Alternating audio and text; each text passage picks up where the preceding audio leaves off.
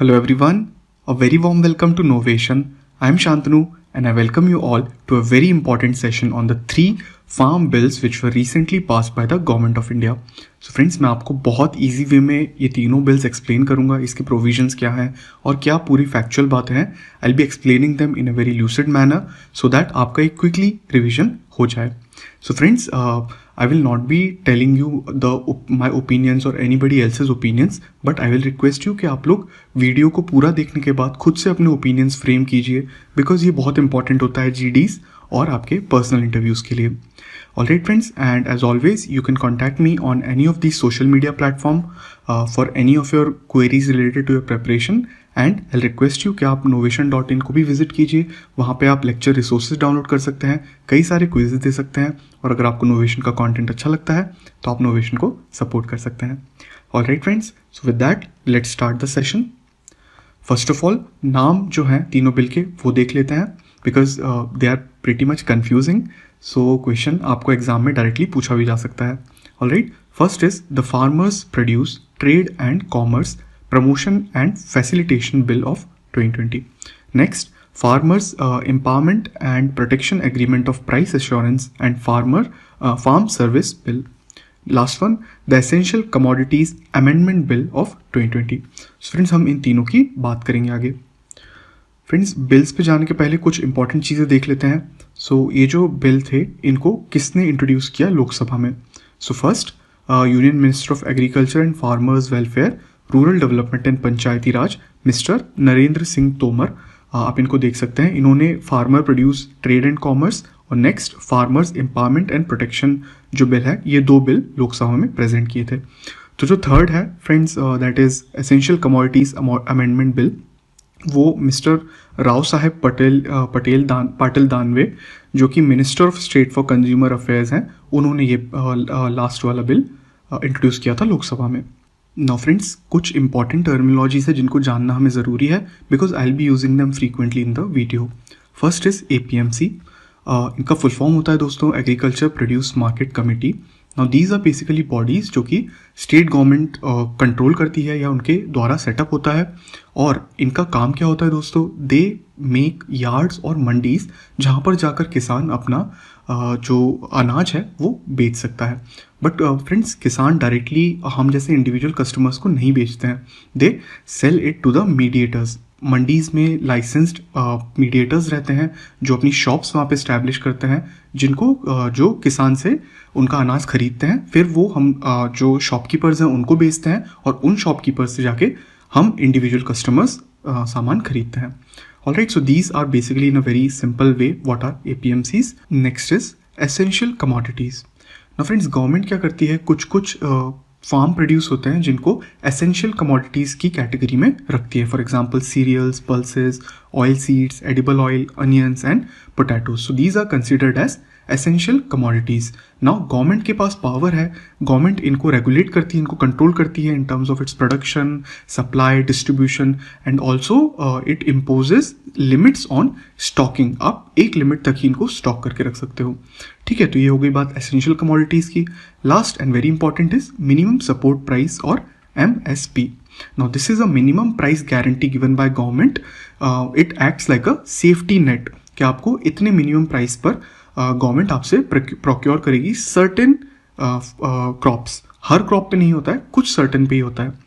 एक recent report का मैं आपको आंकड़ा बता देता हूँ. Only 6% of farmers in India are able to sell at MSP, and out of that major chunk comes from Haryana and Punjab.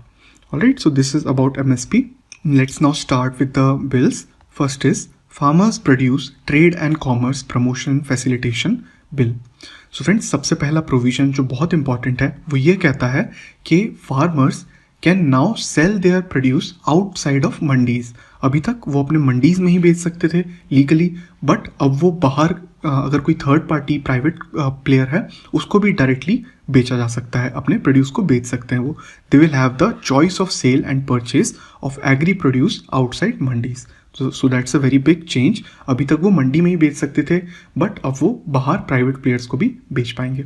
Next, एक और चीज़ होती है दोस्तों कि अगर मैं फार्मर हूँ, so I am legally bound to sell in the mandi which is designated to me.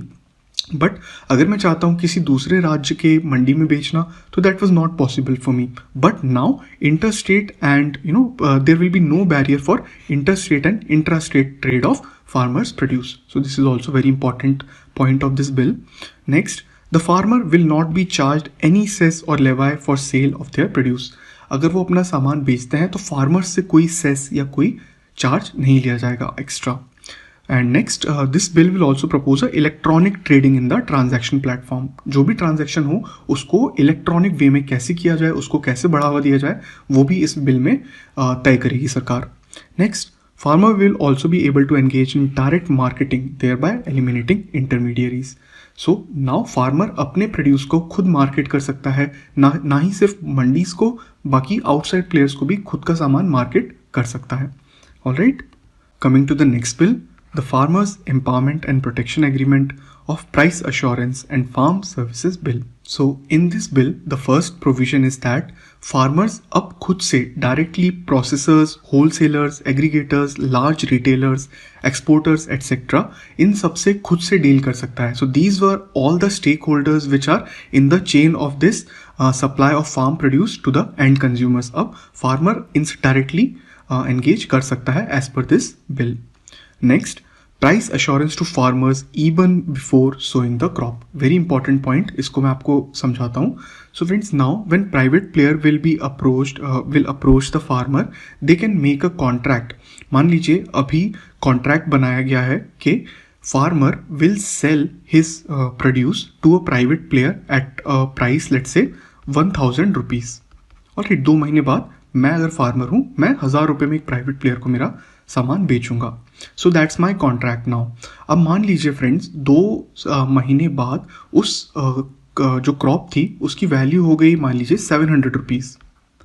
So farmer को प्रोटेक्शन मिल गया कि फार्मर अपना प्रोड्यूस 1000 रुपीज़ में ही बेच सकता है, भले उसकी प्राइस मार्केट वैल्यू कम हो गई है. पर मान लीजिए दूसरा केस हो गया कि मार्केट वैल्यू उसकी 1200 रुपीज़ हो गई उसके प्रोड्यूस की. सो फार्मर इज़ फ्री कि वो कॉन्ट्रैक्ट की जो रकम है उसको ना बेच के वो अपना मार्केट प्राइस पर ही 1200 रुपीज़ पर बेच सकता है. ओके, अगर कम हुआ तो हाँ उसके लिए अच्छी बात है, वो 1000 पे बेच सकता है. बट अगर मार्केट प्राइस बढ़ गई मान लीजिए तो 1000 से 1200 हो गई तो वो 1200 पे भी बेच सकता है. That is how this bill actually is trying to empower the farmers. Next, it will take the risk of market unpredictability. जैसा कि मैंने दोस्तों आपको बताया कि अगर एक बार उसने कॉन्ट्रैक्ट कर लिया 1000 का, तो अगर प्राइस नीचे भी चली गई तो वो 1000 पर फार्मर आराम से बेच सकता है. सो अनप्रेडिक्टेबिलिटी का खतरा खत्म हो जाता है. It will enable the farmer to access modern technology, better seeds and other inputs. So government ये भी ट्राई कर रही है कि फार्मर्स को कैसे बेटर टेक्नोलॉजीज या बेटर सीड्स मिल पाएँ. ये इस बिल में एक क्लॉ है.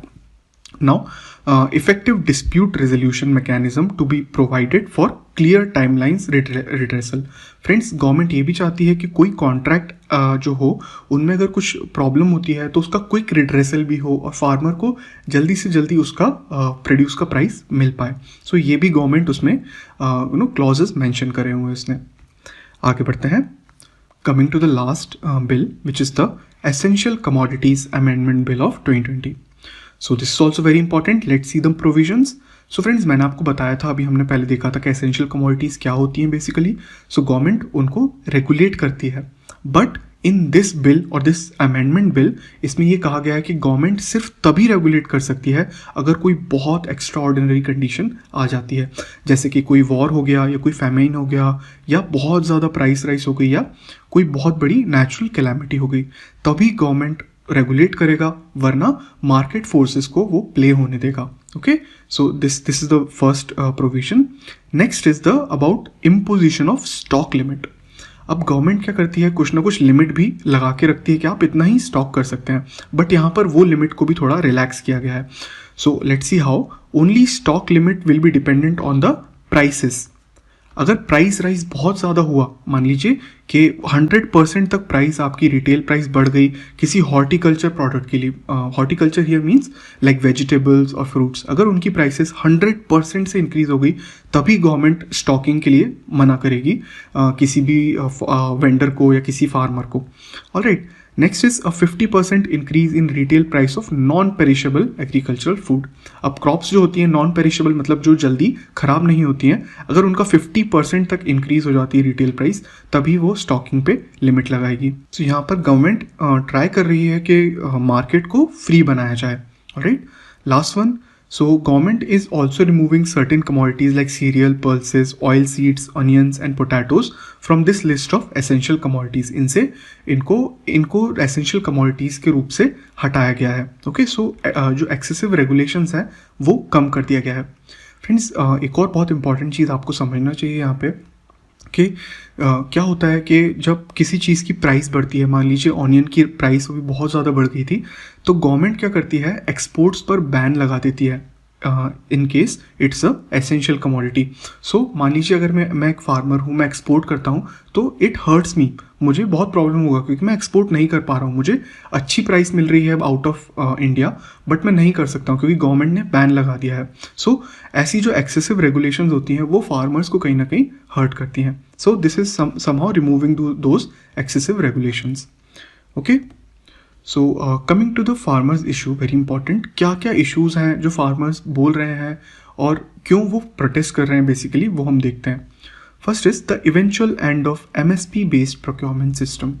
सो फ्रेंड्स, कहा जा रहा है कि अगर प्राइवेट प्लेयर्स को एंट्री होती है, अगर फार्मर डायरेक्टली जाके प्राइवेट प्लेयर को सेल करता है, तो शुरू में तो प्राइवेट प्लेयर्स उनको अच्छे अच्छे दामों पे उनसे उनकी फसल खरीद लेंगे, बट धीरे धीरे क्या होगा, जब पूरी तरह से फार्मर्स डिपेंडेंट हो जाएंगे प्राइवेट प्लेयर्स पे, तो मंडी का जो सिस्टम है वो धीरे धीरे खत्म होते जाएगा और MSP का जो सिस्टम है, मिनिमम सपोर्ट प्राइस का, वो भी धीरे धीरे खत्म हो जाएगा। जब ये सिस्टम एकदम कम हो जाएगा तो फिर farmers will be totally dependent on private players. So this is the major issues that they are raising के बाद में आगे चल के हमें MSP भी नहीं मिल पाएगा और प्राइवेट प्लेयर्स अपनी मनमानी करने लगेंगे।